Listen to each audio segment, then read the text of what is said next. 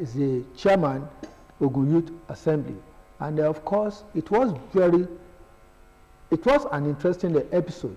But notwithstanding, it was a very short time that we had. This week, we are concluding with our topic, Youth and the Future of Nigeria. Barrister, you're welcome. Thank you very much. So, it is our pleasure having you up there. Last week, we talked about the issue of representation in governance. We talked about how youth are able to drive innovation, are able to create enabling environment for economic development and all that. This time around, we want to look at the issue of mentorship.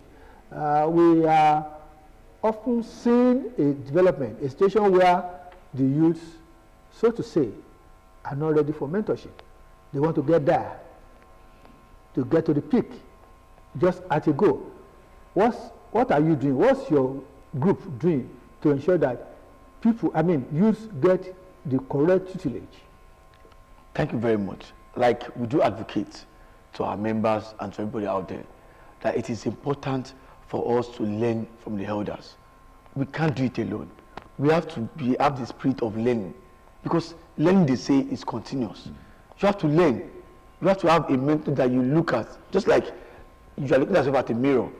How do I want to be in the next 5 years? Who is doing what I want to become? How can I learn from this person? And ordinarily, you don't even need to meet with the person before you learn from the person. By searching or making research on what the person is doing, you can leverage on their thoughts, their books, their writings, or their way of life. And you know that at our 8th grade, it's very, very easy for us to be swayed or moved by particular habits of some people. Everybody wants to be like this person, be like this person.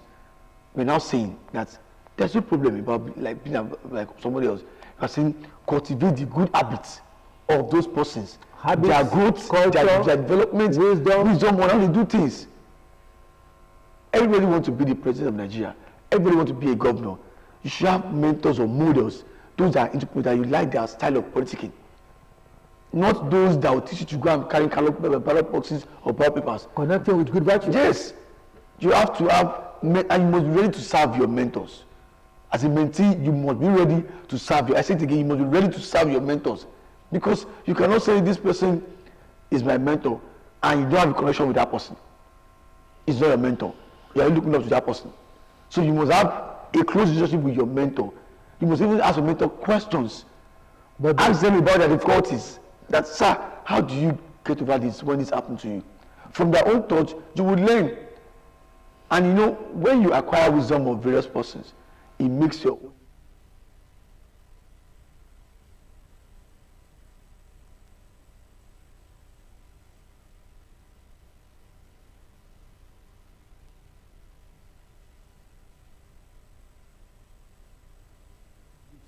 Are saying that governments are not listening.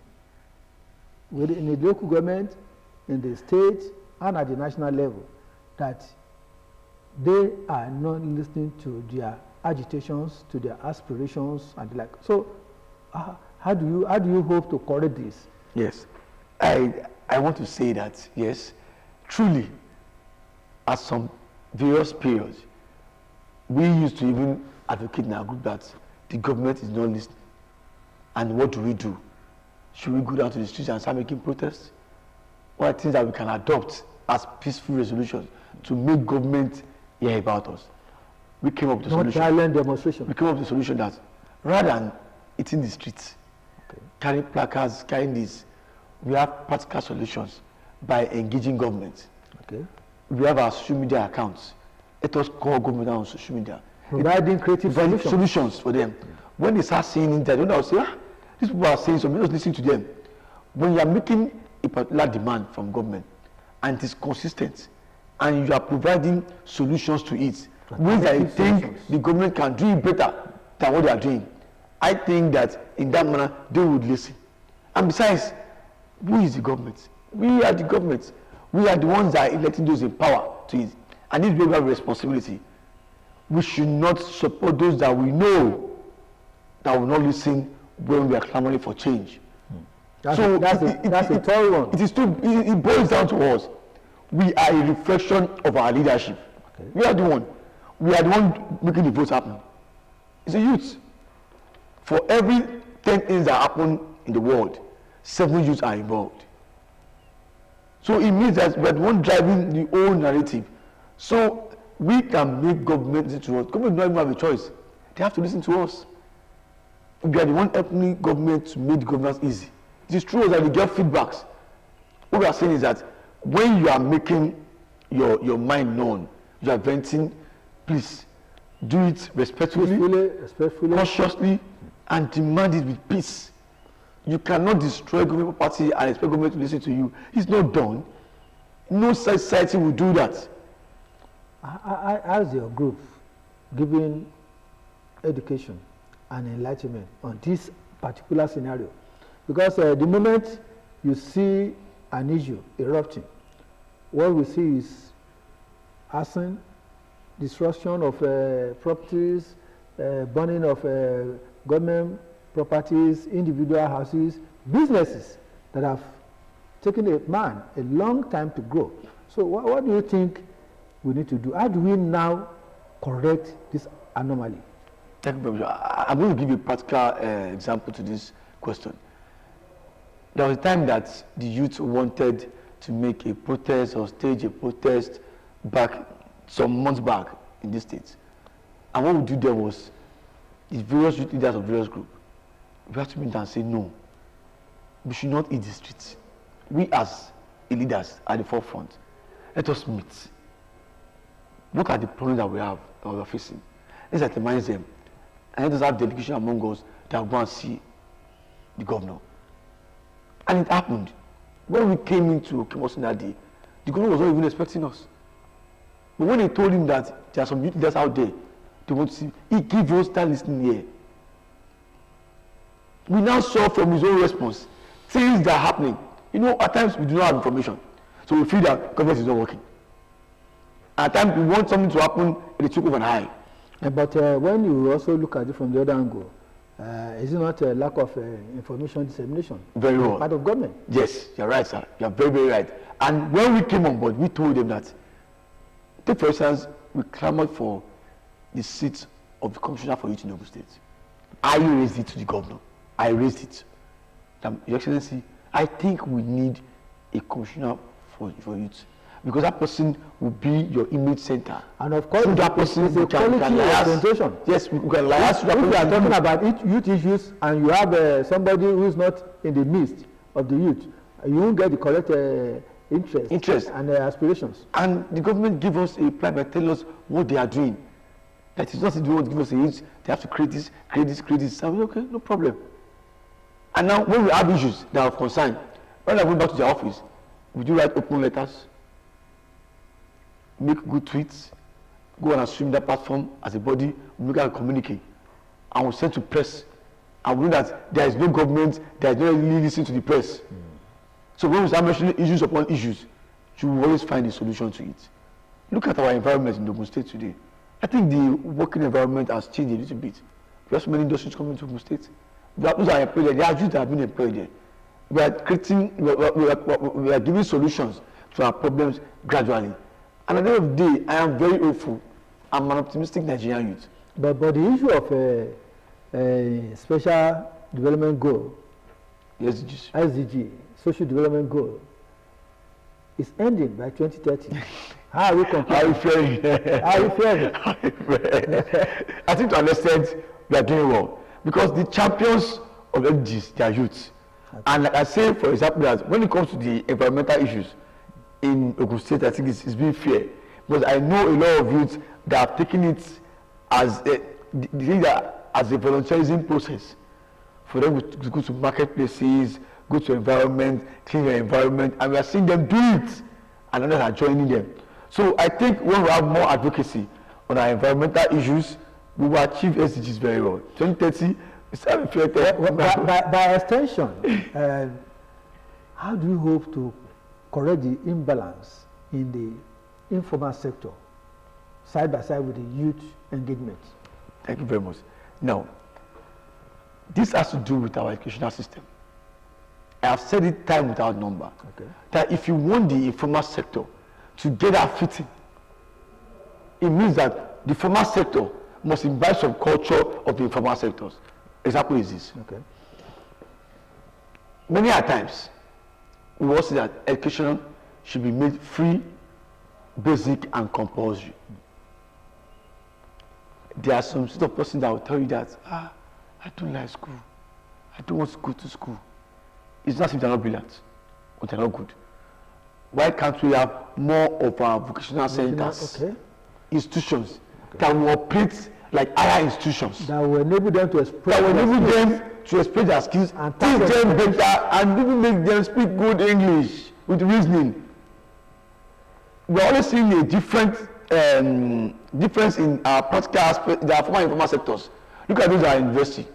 You will not imagine that a graduate of mechanical engineering will still have a mechanical engineer helping him to operate his car, and you now wonder, you have 5 years in university, industrial training, what were you learning? No practical. Nothing. And you still see a young boy that not even write, not speak good English, will be like fixing top cars, or persons that are mechanical engineers.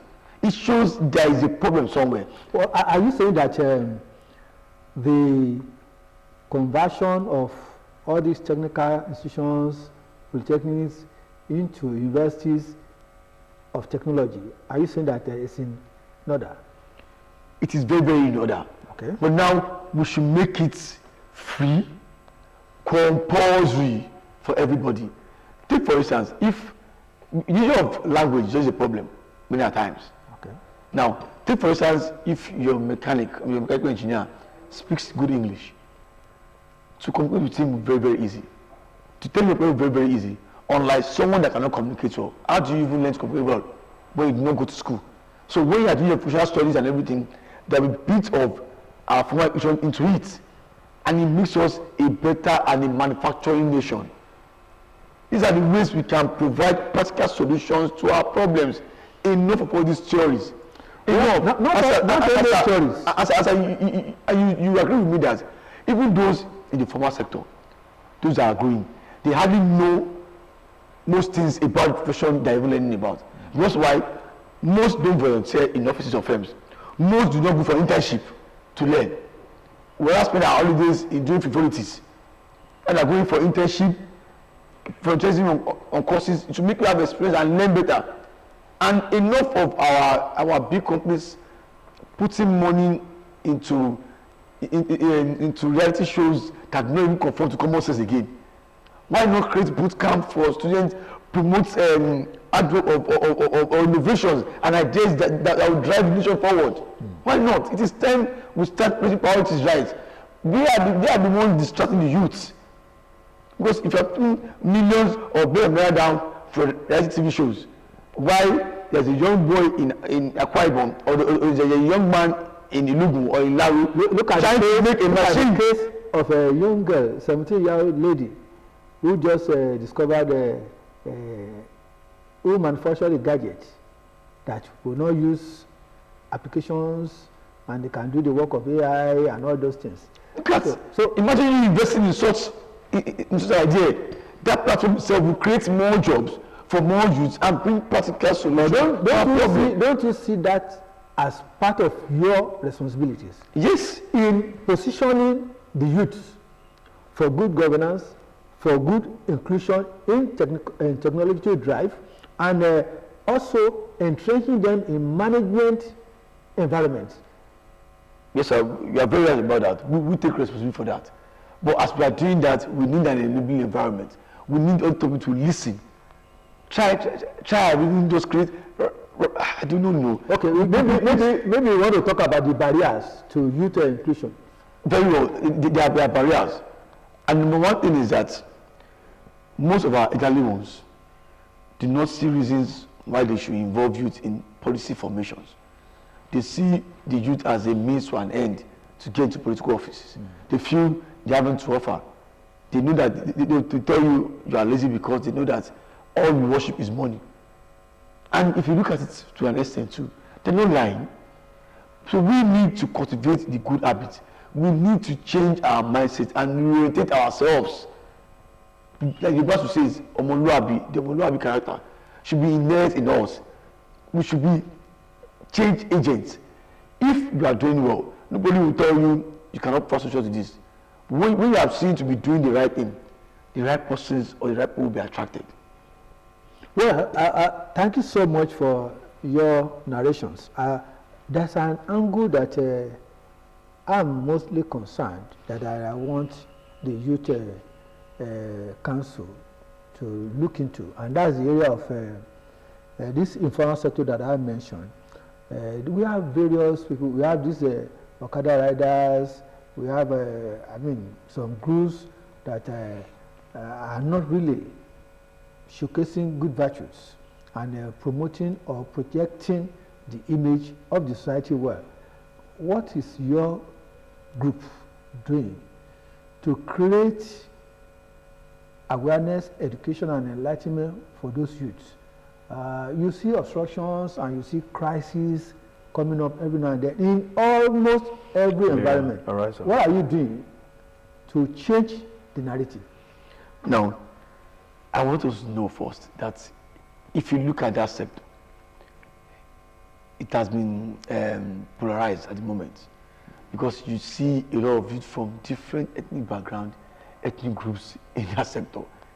And at times, you wonder, how can we curtail these excesses? Look at the use of abuse of alcohol. It's prevalent in that sector, and it leads to a lot of damages, kidney problem, liver issues. Our groups do carry out social program, saying that if you do this, this will happen to you. If you engage in this, this will happen to you. And at times, I have mostly challenged those leadership that, look at, for the past 10 or 15 years, you keep driving the same motorbike and everything.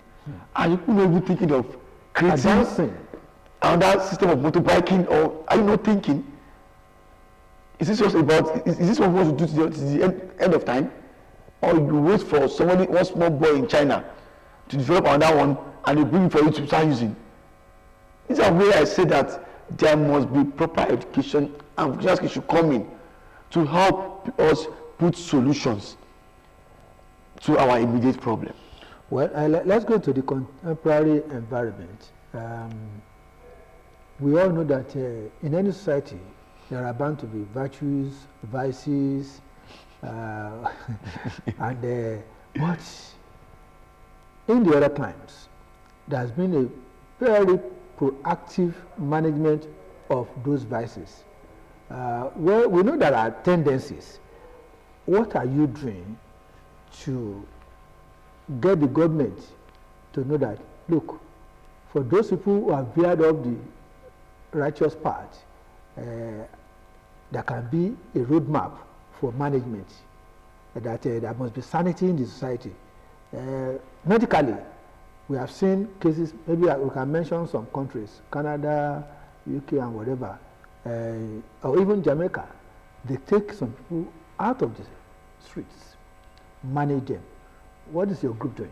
Yes, we have been at the forefront of advocacy on things like this, and I can say for a fact that our government is already creating rehabilitation centers across the nation to manage youth with these excesses. And we know it is not a thing of pride for the sector, but things like that will always keep happening. And sir, with all due respect, I think most of all this starts from the home. Yeah. I think parents have a responsibility of giving their children the best form of formal and informal education. It's not all about going to school, the classroom. There's some basic morals that should be instilled in the young ones, because it is very, very important. Our children should not be easily swayed by what they see on the screen or by the bad example they see outside. So when we are for advocacy, orientation, good programs, that when you do this, these are things that should happen. And also our religion homes, in the church and the mosques, they also have a duty of telling the youth to do the right thing. Repeated orientation and promotion of values and virtues. We should let them know that there is dignity in labor and there is dignity in decency. Yeah, it is your image, your public relations program on TV, and your anchor is still Akin Okudero. I've been with Abib White Esquire, is the chairman Ogun Youth Council, and a multiple award winner, a man who is also at the federal level ensuring a good competition and consumer protection. I'm so glad to have you here. Let's quickly go into the issue of security and social nets. We have seen that economically, people are complaining with certain issues, policies, and that some say we are hungry. What do you think your group need to do to talk to government? Because you are very close to government, and we can see that a lot of positive steps are coming up through your engagement. And if we are visionary people like you in that place, I think it's also an opportunity to ensuring that security and social nets are provided. So what's your take on that? Yes, for me, I don't want us to be blaming government. For me, the question is, are we as youths, are we ready? How many of us are interested in farming activities? Farming, crop production, cattle rearing, livestock, how many of us are involved? And that's why I keep saying that we are primarily consumers. We don't want to be the providers of these commodities. And it's a problem for us. Most of our youth are interested in real estate, things that bring them easy money. So when they use, do you have a farm? You can grow these things and what should they do that? And there can be a food. And the good one only for good food. Is government really want to provide good food on your table? No, government can aid you when you say you are going to sort things or bring good food to people's table. Are they involved in small scale farming? Yes, government will empower you, give you seedlings, give you fertilizers, help you do your farm and everything, make it very conducive for you. Yeah, the issue, when you are not doing it, how will government come to your aid? The issue of provision of seedlings and the like, is it getting to the youths? It's getting to the youths. It's like those are involved in the agriculture sector. It's getting to them. Okay. Look at, I can tell you an example of our university here in Funab here. You see young ones having big farms, large farms. Yeah. You will see it, and with issues like that, they are the hope of our future. I acknowledge. Yes. I acknowledge the efforts of Funab. Yes. Even you see after a session, they tell people to come and buy their honey, their seedlings, their vegetables, and it's so fresh and so nice. Yes. So this should be encouraged across all sectors, because food is life. It is. But your group still need to do more, identifying some opportunities and then creating an enabling environment for those people, young ones, to be connected. Because if you do not do a lot of research to see where opportunity lies, education and information is vital. So probably you need to also grow more into the interest of engaging and providing positive and productive environment for the youth. Well, I want to thank you for being with us. It's been a wonderful thing. Your advice to government? Yes, I just want to tell the government to please listen to the youth here. It is important. Government cannot do it alone. We have the responsibility of telling government what to do, and government should be responsible to do it for us. What about the companies? To the companies, I want to keep engaging our youth. You should please engage and employ more youth, please. It's been a wonderful session with Barrister Habib White, Esquire, a man of many parts, a person that has been with a lot of foresight, and we are happy engaging him. It's been a great session, and we want to say thank you to the barrister. Thank you, sir. Thank you so much. Thank you very much, sir. We wish you well in your endeavors in life. Until next week, when we bring you another brand new topic, is Akin Kuda, your uncle. Stay blessed.